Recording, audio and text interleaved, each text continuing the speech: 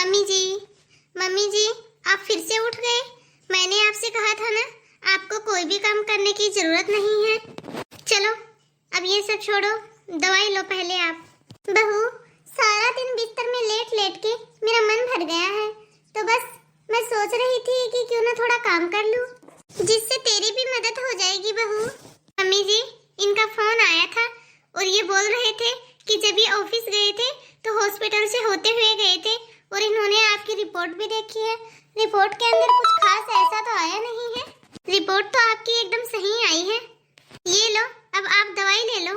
बेटा, मैं तो सारा दिन बेड के ऊपर बैठी रहती हूँ, तू ही सारा दिन बोलती रहती है कि मम्मी जी आप रेस्ट करो। बेटा, तू भी अकेली थक जाती होगी सारा दिन काम कर करके, इसीलिए बस मैंने सोचा कि थोड़ा काम करवा देती हूँ, जिससे तेरी भी मदद हो जाएगी। मम्मी जी देखो, आपके अंदर अभी अभी थोड़ी कमजोरी है, इसलिए आपको रेस्ट तो करना पड़ेगा, तभी तो जाके ठीक होगे ना आप। कितना रेस्ट करूँ बहू, अब मैं रेस्ट कर करके थक गई हूँ। बहू, मैं तेरे घर के काम में मदद कर दूंगी, लेकिन मुझे रेस्ट करने को मत बोलो। मम्मी जी, आप काम भी तो कितना करते हो, अब इस उम्र में आप इतना काम करोगे तो अच्छे अच्छे की तबीयत खराब हो जाएगी। अरे बहू, जब मैं घर का थोड़ा बहुत काम करूंगी, इधर उधर चक्कर लगाऊंगी, तो मुझे लगता है कि मैं तंदुरुस्त रहूंगी। बिस्तर में पड़ी पड़ी मैं तो कमजोर सी हो गई हूँ। कैसी कमजोरी है ये, जो कि ठीक ही नहीं हो रही। कितने दिन हो गए हैं। अच्छा तो मम्मी जी, अब मैं एक काम करती हूँ, दीदी को बुला लेती हूँ फोन करके। अब तो दीदी ही आपको समझा सकती है और आपका मन भी बदल जाएगा। बस अब उसकी ही कमी थी, उसे और बुला ले तुम। तेरी तरह ही वो समझाएगी मुझे, तू कम है जो उसको और बुला रही है इधर। मम्मी जी, अब मैं जाती हूँ और दीदी को फोन करके आती हूँ, तब तक आप ये दवा ले लो। अब तो जिंदगी दवा और गोलियों में ही निकल रही है। भाभी, अरे दीदी आ गए आप, आ जाओ आ जाओ। भाभी, क्या बात हो गई? मम्मी की तबीयत कुछ ज्यादा खराब हो गई क्या, जो आपने मुझे फोन करके बुलाया? वो भी अचानक से फोन किया भाभी आपने। अच्छा हुआ दीदी जो आप आ गए। अब आप ही मम्मी जी को समझाओ। मम्मी जी ना इस उम्र में भी उठ के घर का काम करने लग जाती हैं। मैं तो उनको लाख मना कर दूं, फिर भी बोलती है कि तू अकेले कितना काम करेगी, मैं भी करती हूँ तेरे साथ घर का काम। जबकि मुझे तो कोई ऐतराज ही नहीं है अकेले काम करने में, जबरदस्ती मेरे पीछे लगी रहती है काम करने के लिए। भले ही उनकी तबीयत ठीक नहीं रहती। अब आप ही बात करो उनसे। अभी मम्मी भी ना, फोन पे मैं उन्हें इतना समझाती हूँ कि इस उम्र में अब काम मत किया करो। अभी आप रुको भाभी, मैं जाके समझाती हूँ मम्मी जी को अच्छे से। दीदी आप जाओ, तब तक मैं चाय बना के लेके आती हूँ। तब तक आप दोनों माँ बेटी बैठ के बातें करो। मैं करती हूँ भाभी मम्मी से बात। ससुराल में भी मुझे मम्मी की टेंशन ही रहती है। अभी जाके अच्छे से समझाती हूँ मम्मी को। ठीक है दीदी, रूम में ही है मम्मी जी। मम्मी, आपकी जिद की वजह से ना, आपको समझाने के लिए मुझे अपने ससुराल से यहाँ आना पड़ रहा है। रोज रोज यूँ ससुराल से आना भी अच्छा नहीं लगता मम्मी।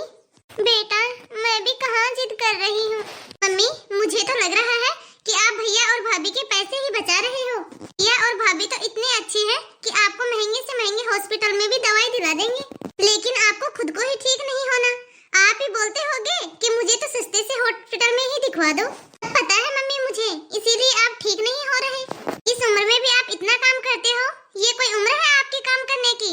भाभी बता रही थी मुझे, इस उम्र में भी आप बिस्तर से खड़ा होकर काम करना शुरू कर देते हो। डॉक्टर तो बेटा सभी अच्छे होते हैं, और तेरा भैया और भाभी तो मेरा बहुत ही अच्छे से ख्याल रखते हैं।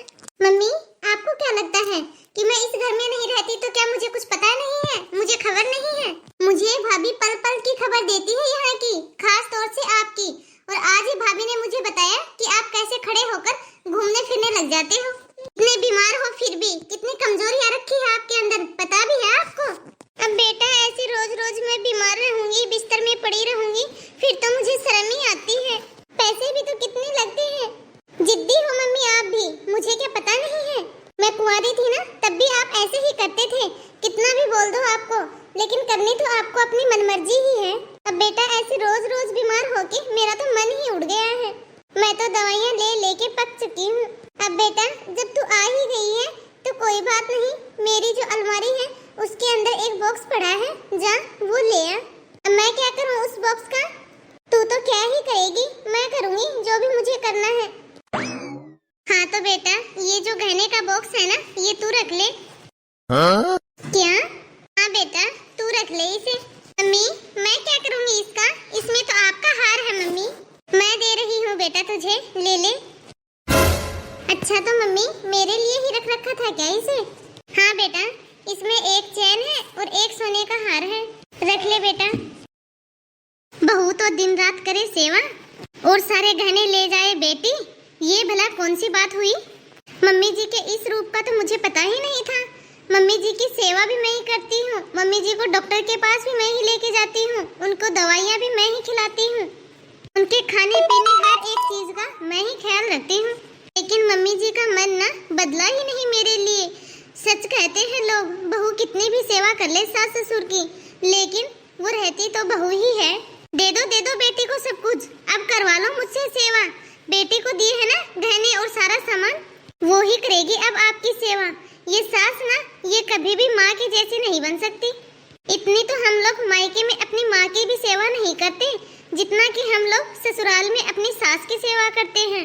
इनके हाथ में चाय पानी देती हूँ, सारा दिन इतनी सेवा करती हूँ इनकी, सारा दिन बोलती रहती हूँ कि मम्मी जी ये मत करो वो मत करो, लेकिन इनको तो आखिर में बेटी ही याद आती है बुढ़ापे में। मम्मी इसकी चमक देखो अभी तक नहीं गई, वैसी की वैसी चमक है इनकी। हाँ बेटा। मम्मी एक मिनट, भाभी एक मिनट यहाँ तो आना जरा। हाँ दीदी। भाभी अब आप ही देखो, मम्मी अपने हार का सेट मुझे दे रही है। अच्छी बात है दीदी, मम्मी जी दे रहे हैं आपको तो रखो अपने पास। भाभी मैं कैसे ले लूं इन्हें, आप हो इस घर की बहू तो इस हार में हक भी आपका ही है। हाँ? भाभी मैं नहीं लेऊंगी इसे, देखभाल आपकी सारा दिन मम्मी की आप करते हो, उनकी सेवा भी सारा दिन आप करते हो, तो हार भी भाभी आप ही लोगी, मैं कैसे ले लूं ये हार? मेरी सास ने भी मुझे भी दिया है ऐसा ही हार, क्योंकि सारा दिन मैं उनकी सेवा करती हूँ, तो इस हिसाब से तो मम्मी ये हार आपको दे। बेटा तुझे ये मैं दे रही हूँ ना, तो इसे रख ले, पूरे गहने थोड़े ना दे रही हूँ मैं तुझे। एक सेट मैंने तुम्हारी भाभी के लिए भी रखा है अंदर, ये तुम्हारे लिए है, और जो अंदर रखा है वो तुम्हारी भाभी के लिए है। अच्छा मम्मी भाभी के लिए भी है, ये तो और भी अच्छी बात है। मुझसे तो भूल हो गई, मम्मी जी मुझे और दीदी दोनों को बराबर ही रखती हैं। लेकिन मम्मी मैं नहीं लेऊंगी इसे, क्योंकि इस पे मेरा हक नहीं है, भाभी है इस घर की बहू, तो फिर मैं कैसे लेके जाऊं ये? बेटा दो है मेरे पास ये सेट, एक तो अपने ससुराल वालों की तरफ से और एक तेरे नाना नानी ने मुझे दिया था शादी के वक्त। एक मेरे मायके की तरफ का है तो एक मेरे ससुराल की तरफ से है, उसमें से मैं एक तुझे दे दूंगी और एक तेरी भाभी को। मैं अपनी खुद की मर्जी से दे रही हूँ बेटा, मेरे लिए तो तुम दोनों ही बराबर हो, मेरे लिए तो तुम दोनों ही बराबर हो। मैं ऐसा नहीं मानती कि वो बहू है और तू बेटी है, मेरे लिए तो दोनों एक समान हो। देख लो मम्मी जैसा आपको ठीक लगे। बेटा तुझे मैंने जन्म दिया है, तू मेरी बेटी है, मैं तुझे टाल नहीं सकती, और ये इस घर की बहू है तो इसका भी इस घर में पूरा हक बनता है। तो मैंने तुम दोनों को बराबर रखा, तुम दोनों के बीच कभी भी मनमुटाव नहीं होगा।